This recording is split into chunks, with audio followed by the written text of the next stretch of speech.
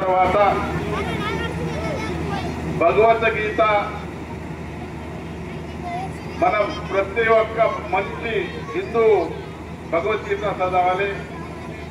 అదేవిధంగా హనుమాన్ చాలీసా కూడా ప్రతి ఒక్కరికి రావాలి.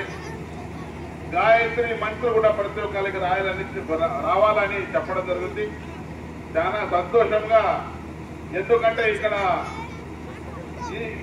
ఏదైతే ఈ విద్య ఉంది, ఈ విద్యతోని మనకు మన దేశభక్తి, మన మాతృభక్తి, అదేవిధంగా మన సోదరుల హిందూ సోదరుల భక్తి కూడా చాలా పెరుగుతుంది.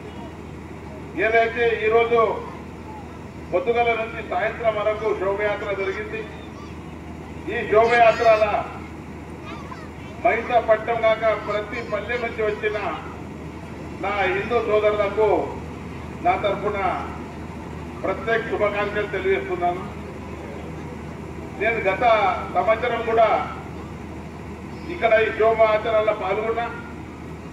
మీ అందరు ఒకటే చెప్పాను, రామలీలా మైదానంలో రాముడిది ఒక గుడి కావాలా, ఆ గుడి పూజ చేస్తామని నేను ఒక ప్రామిస్ చేశాను. ఇక్కడ కొన్ని కారణాల వల్ల ఇక్కడ మున్సిపాలిటీ పర్మిషన్ అనుకోండి, మన ఆర్డీఓ ఆఫీస్ నుంచి పర్మిషన్ అనుకోండి, మన రావటానికి మన అడ్డంకులు అయినాయి. ఏమైనా కూడా కంపల్సరీ రాముడి గుడి ఇక్కడ రామలీలా మైదానంలో కట్టి చూపిస్తా అని ఈ సభాముఖంగా మీకు అందరికీ తెలియజేస్తున్నాను.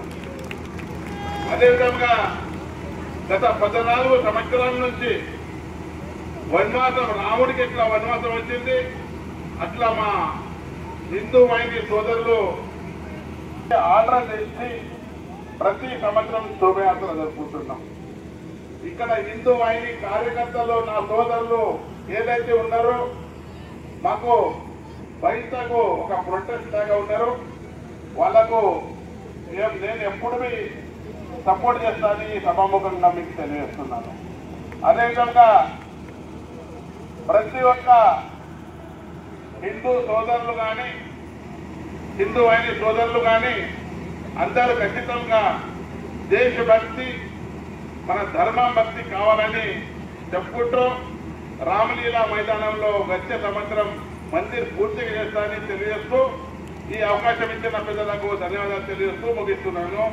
జై